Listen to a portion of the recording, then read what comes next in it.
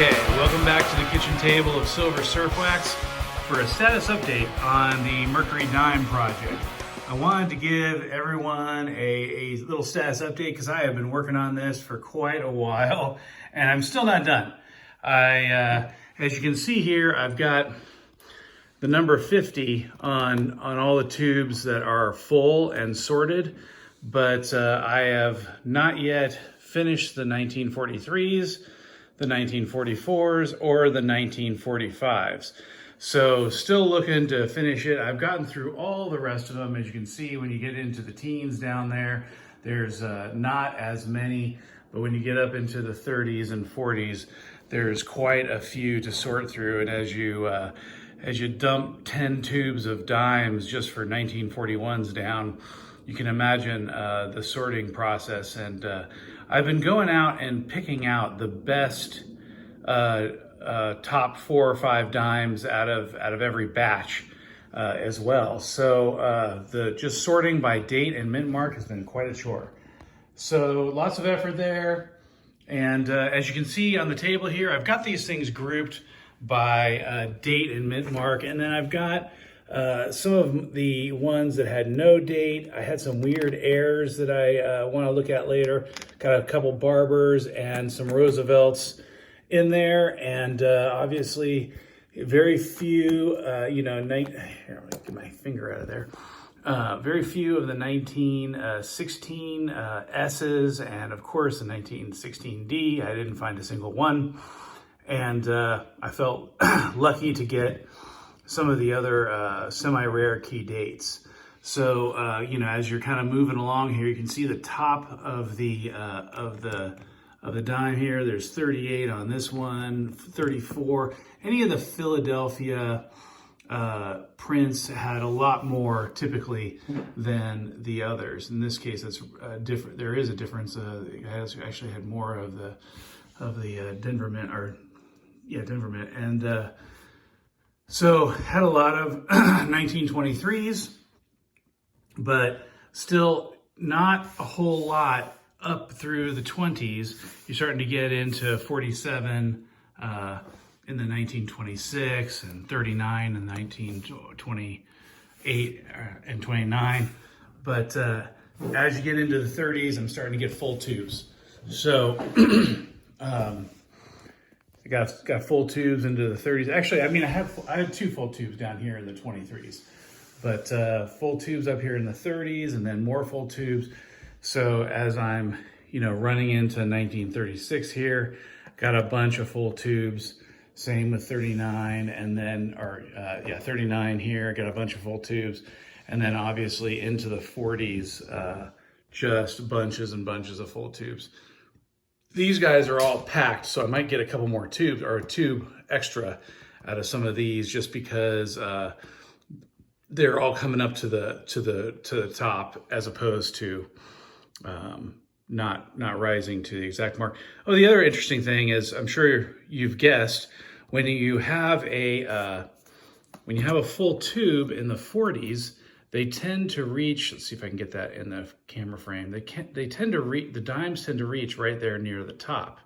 So right at this mark that you'd think it should reach because the dimes are not worn down.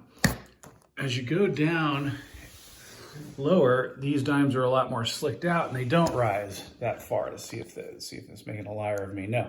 So notice the dimes don't even reach up that high. So notice when you have a stack of 50 dimes, wow, you're losing all that height due to the edges getting worn down and that silver getting lost. So one of the things I'd like to do when I'm done with this massive effort is to weigh the difference, get an average. When you purchase these dimes, they tell you an average weight, and you're actually on the 1940s getting a little more than that average weight. And on these teens, you might be getting a little less. So it'd be kind of interesting to see, which years are most slicked out and what is the average weight for the dimes, maybe by decade, getting a feel for just how much silver you have lost.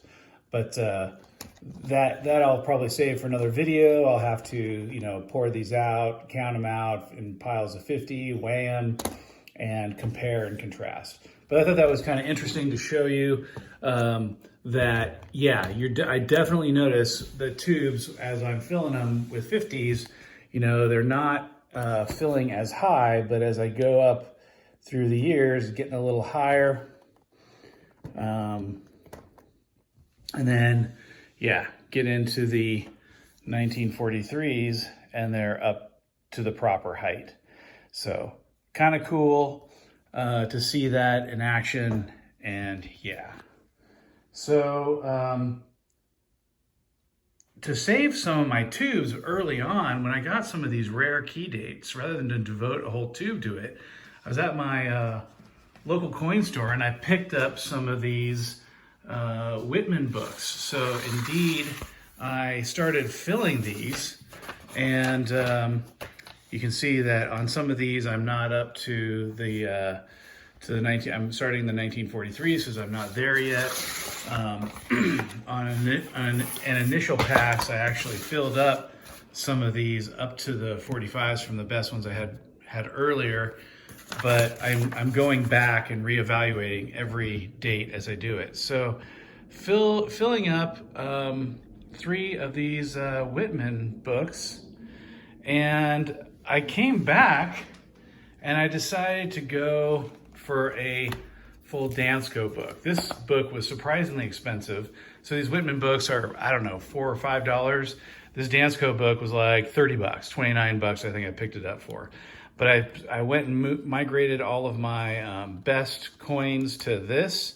And, you know, this has the cool little slip out pieces of plastic on both sides.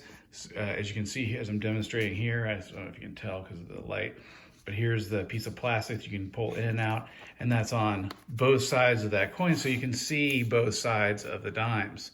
And on these Whitman books, you obviously can't see both sides. So when you want to look at the mint mark, you can't. You have to pull the dime out of the book. So I thought this Dansko book was pretty cool. Picked one up, and as you can tell, I'm, you know, right at 1943, and I'll be finishing up the very last of them and filling out this book. In addition to that effort, then I'm going to go through and search through all of these dimes for the repunch mint mark and the double die obverse, all the different heirs that are listed in the various years. I'll pick out the tubes that have the right dimes to go ahead and search through the years. I've actually searched through all of the teens for exactly that. Since I've finished all of my counts for the teens up into the 30s, I've actually searched through all the double die obverse and repunch mint marks, errors listed for these dates, and I didn't find anything. I did find a couple of micro S, 1945 micro S. I think I even put it in I think I put 1 or 2 in there, yeah.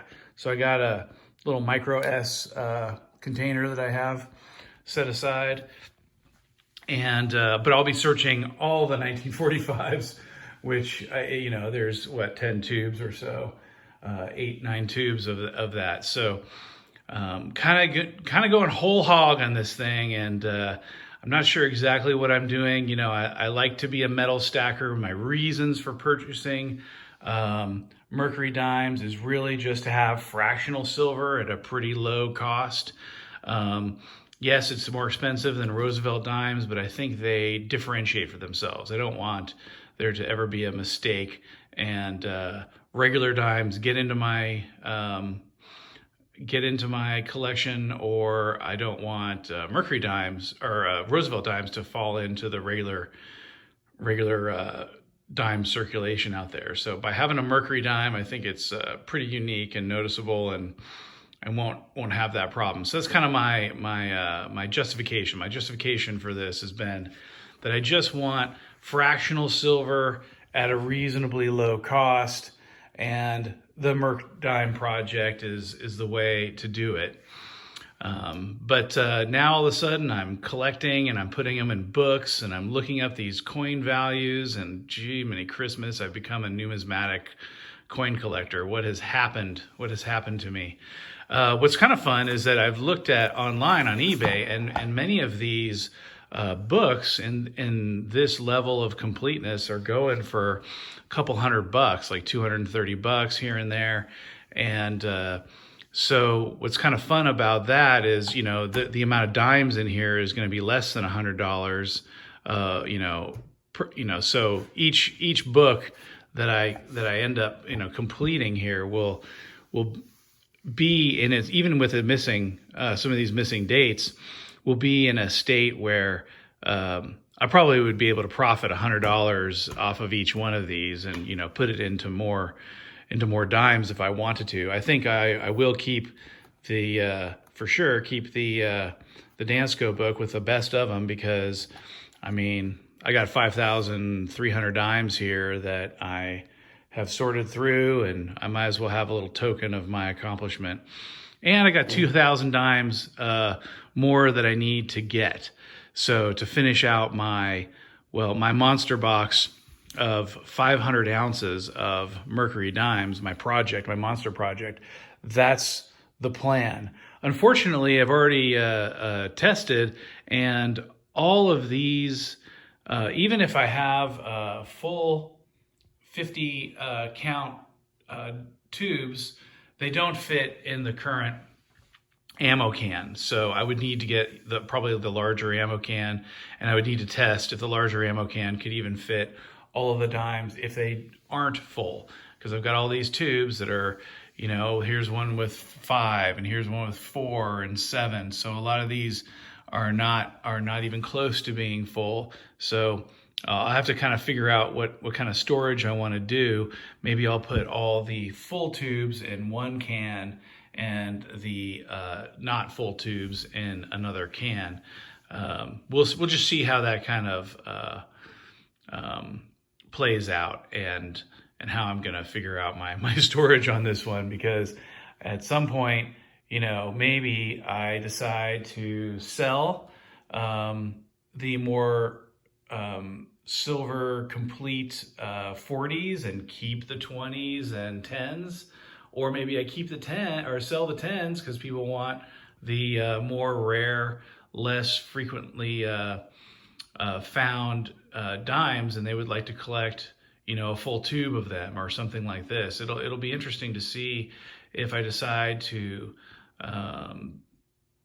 rotate in some more dimes during this project to collect different dimes. I kind of like the idea of having the most silver in my dimes. So again, from that perspective of having being a metal stacker and getting the most quantity of silver, the most weight.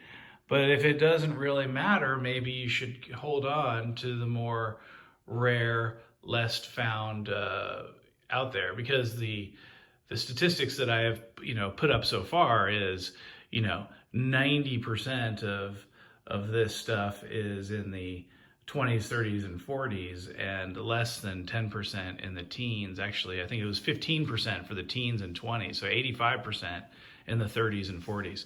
So what is the better strategy? I might have to, give me your opinion. Let me know what you think. What are you collecting? How do you feel about Mercury dimes and slicks and your numismatic versus metal stacking? Apparently, now that I'm this collector, I'm open to these thoughts and opinions. So pretty fun stuff. All right, guys. Yeah, at some point here, I think when I do finish the project, I probably will put up a spreadsheet of all the counts and kind of do a little demographic by year, by mint mark, by decade, and then maybe I'll figure out the weights, and then it'll be just fun for myself to see what I have found in the wild right now with 5,300 so dimes, probably about 5,000 in tubes, and about 300, 275, something like that, because there's 76 per times 4, so probably close to that amount are in the books. and I just got a tiny fraction over 5,000 in these tubes right here. And we're going to need to get that to 7,000 in one case or a couple of cases, so I can finish the Mercury Dime Monster project. Okay, guys, thanks for joining me for this Mercury Dime Monster project update. And when I have more for you, I will post it. All right, take care. Bye. Hey, maybe I'll show this too.